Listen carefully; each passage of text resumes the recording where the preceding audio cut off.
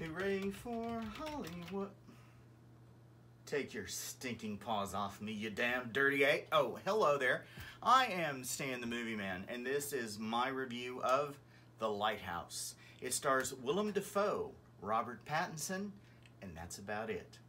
It is the story of two men, Thomas Wake, played by Willem Dafoe, and Ephraim Winslow, played by Robert Pattinson.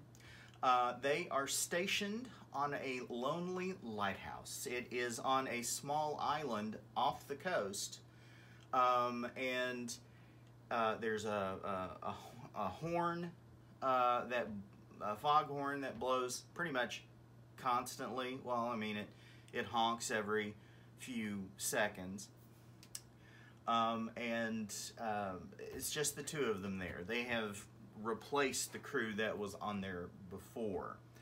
And it's just the two of them, and they have this very sort of combative relationship, at least when they're sober.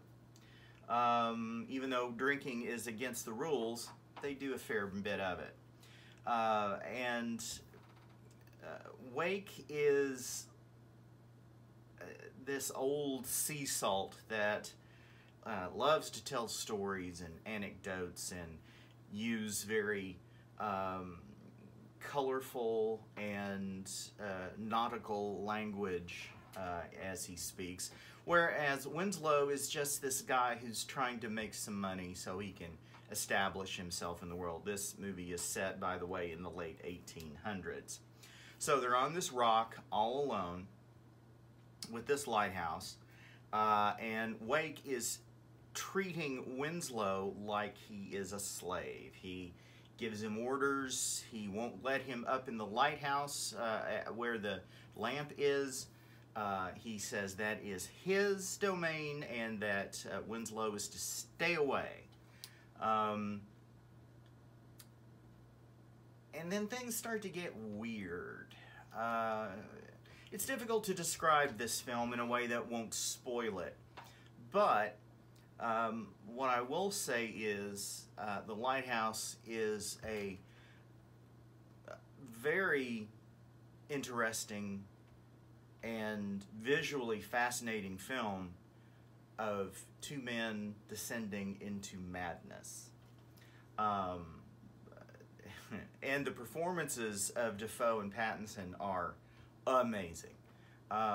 They inhabit these characters as if they didn't know the 21st century existed.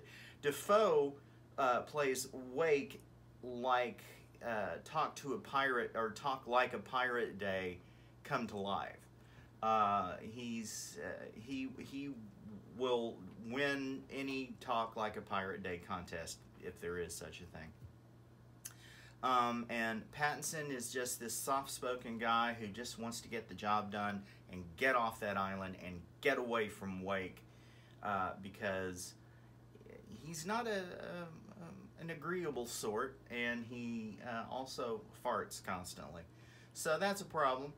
But things start twisting and turning in both their minds as the time on the island gets longer and longer. And Winslow, although he's told not to, kills a seagull.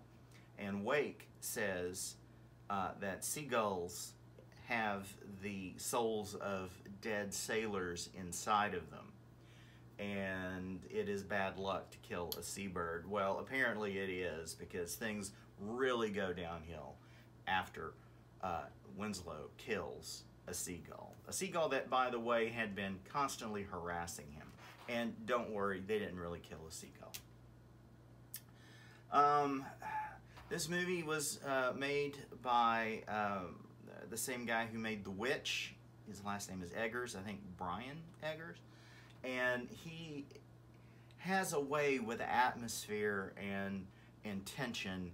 And also, he's a stickler for things like historical accuracy. For instance, much of the dialogue was taken from the journals of lighthouse keepers, as well as passages from Melville Herman Melville, the writer of Moby Dick, and other literature of the time.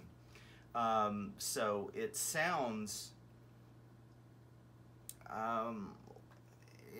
authentic. I don't know. I was never in that time frame, so I don't know if it is authentic, but it sounds authentic. And the movie is shot in a weird aspect ratio of 1.19 to 1, meaning it's only slightly taller than it is wide. And that is to compress the action in a smaller place, to up the claustrophobia of these two guys alone on this island where it constantly storms, and them losing touch with reality, because we're not used to seeing that squarish picture in our movies, even though originally films at the beginning of cinema were shot with that aspect ratio. That's why he did that. It's also in black and white, which makes it even that much more stark. Even the slightest hint of color would provide hope, and there is no hope in this movie. It is a really interesting character study of these two guys who are only friendly to each other when they are drunk. And then they are adversarial when they are not drunk. And it's just a very weird and interesting movie that I really enjoyed. Always curious about what was going to happen next and when the last straw would land on that camel's back and break it. When were these two guys going to go after each other? So it is a very different film. If you liked The Witch, you'll probably really like The Lighthouse. I wasn't a huge fan of The Witch, although I liked the way it was made and the way it was shot and the tension it built, but I didn't like the payoff. Here, the payoff is A+.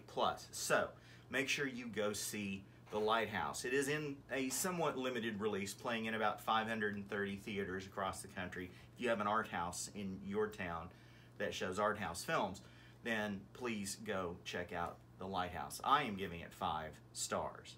Now, Maud the Movie Broad saw this with me, and that will be the subject of this week's episode of Comedy, Tragedy, Marriage, the podcast that Maud and I do together, where we take turns picking what is going to be watched by the two of us and then discussing it afterwards.